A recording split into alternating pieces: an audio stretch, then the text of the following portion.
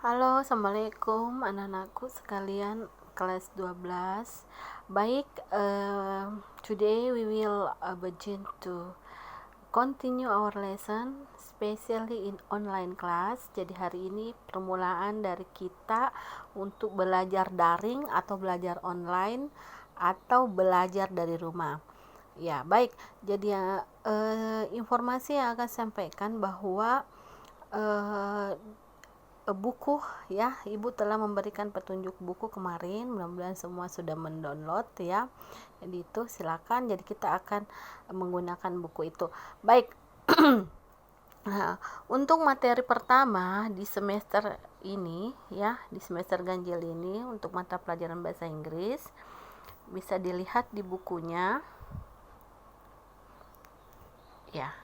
Ini ada tujuan pembelajaran untuk chapter 1 atau materi pertama. Jadi bisa dilihat ada dua tujuannya kita untuk belajar, tujuannya kalian untuk belajar materi. Yang pertama bisa memahami fungsi sosial, struktur teks, dan unsur kebahasaan yang melibatkan tindak tutur, menawarkan jasa, bantuan, serta menanggapinya. Jadi materinya di sini adalah tindak tutur atau biasa distilahkan dengan expression. Jadi expression of offering help and service, ya.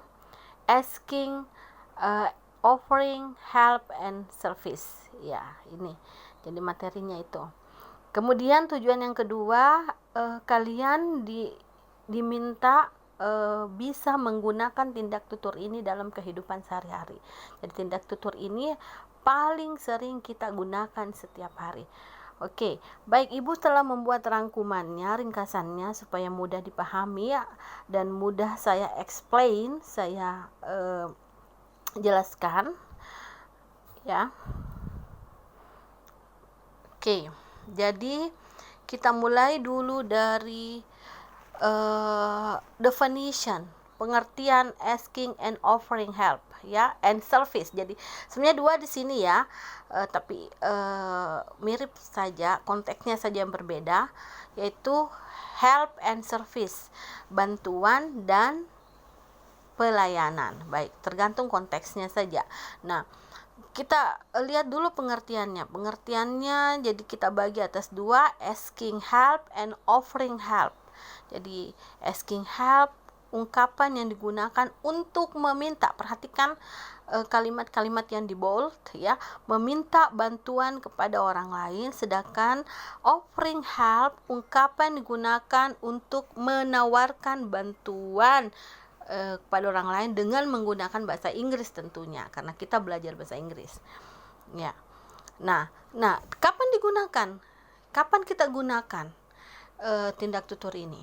Jadi penggunaannya itu digunakan setiap hari harusnya ya, karena kadang-kadang kita membutuhkan bantuan atau kadang-kadang kita menawarkan bantuan. Jadi ketika kita memerlukan bantuan, kita menggunakan tindak tutur asking help ya, atau meminta bantuan.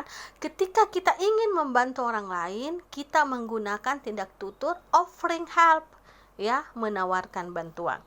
Nah, ini sebentar materinya akan Ibu share kok ya, jadi jangan khawatir. Jadi secara general saja saya kasih penjelasan, secara umum saja, sebentar bisa dipelajari di buku ataupun di materi yang saya sudah ringkasi atau saya sudah summary ini. Jadi kita mulai dari asking help dulu ya, meminta ya, meminta bantuan secara formal ya, secara formal. Nah, ini banyak sekali ya, kalian sebentar bisa baca ya. Salah satunya saja saya kasih contoh yang paling sering, can you help me ya, bisa can you help me please ya, lebih sopan lagi. Can I ask a favor atau help me please. Jadi ini digunakan baik formal maupun informal ya. Tahu kan bedakan mana situasi formal dan informal. Nah, selanjutnya kita ke giving help ya. Jadi kalau ada orang meminta kita melakukan sesuatu atau meminta pertolongan atau bantuan, maka tentu saja kita akan ada respon berupa giving help. Kalau kita mau membantu apa yang kita ucapkan, nah ini ada contohnya sini, I like to help you. Sure, tentu saja. Atau I'd be happy to help you. Saya gembira sekali membantu Anda. Tentu saja, apa yang bisa saya bantu, itu kan seperti itu. Nah, ini untuk formal. Ada informal juga, ya. I will do it for you. Ya, bisa ya. Kemudian ke offering help secara formal. Nah, bisa dilihat di sini, may I help you. Jadi ini menawarkan ya, bisa saya bantu. Could I help you? Ada yang bisa saya bantu? What can I do for you? Ya, ini bisa dicari sendiri artinya ya. Ini beberapa saja saya kasih contoh yang sering kita gunakan. Kemudian offering help informal ada juga ya, secara informal, secara formal. Nah, responnya berupa apa? Responnya berupa menerima atau diistilahkan dengan accepting ya, menerima bantuan ataupun menolak bantuan. Jadi kita lihat dulu menerima bantuan. Contohnya, can I help you? Bisa saya bantu? Yes, please, silakan. Ya, ini. Atau certainly, tentu saja. Thank you, terima kasih. Jadi ada banyak contoh di sini ya, tinggal dipelajari. Yang kedua, declining atau menolak ya. Menolak bantuan. Jadi kalau kita menolak bantuan, ada beberapa yang bisa digunakan juga. No thanks, no thank you.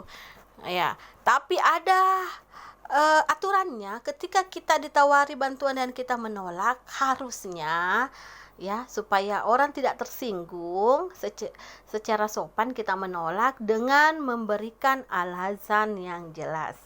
Giving a reason, certain reason. Jadi alasan yang logik ya. Kenapa tidak? Oh ya, maaf, tidak usah, saya bisa sendiri kok. Ya, maaf, tidak usah, nanti merepotkan. Nah, itu kan menolak secara sopan ya. Ini ada, that's very kind, but I can manage myself. Aduh, Anda baik sekali, tapi saya bisa melakukannya sendiri. Ya, itu. Don't bother yourself. Aduh, tidak usah, nanti merepotkan. Ya, itu ya. Itu menolak secara sopan ya. Itu ya.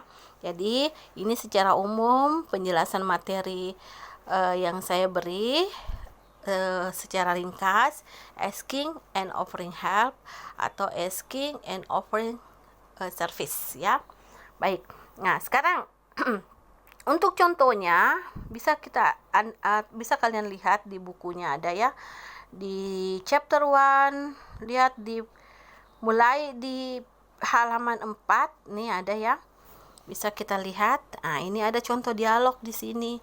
Ya, ada beberapa tindak tutur yang dia gunakan di sini. Nanti bisa dipelajari ya, dibaca sendiri.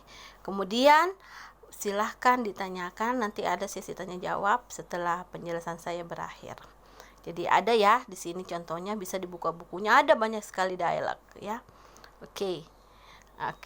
Baik, saya kira itu saja untuk materi penjelasan materi, gambaran materi kita yang pertama ini.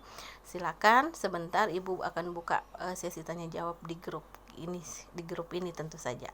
Baik, sekian. Thanks for your attention. Terima kasih atas perhatiannya. Terima kasih. Assalamualaikum warahmatullahi wabarakatuh.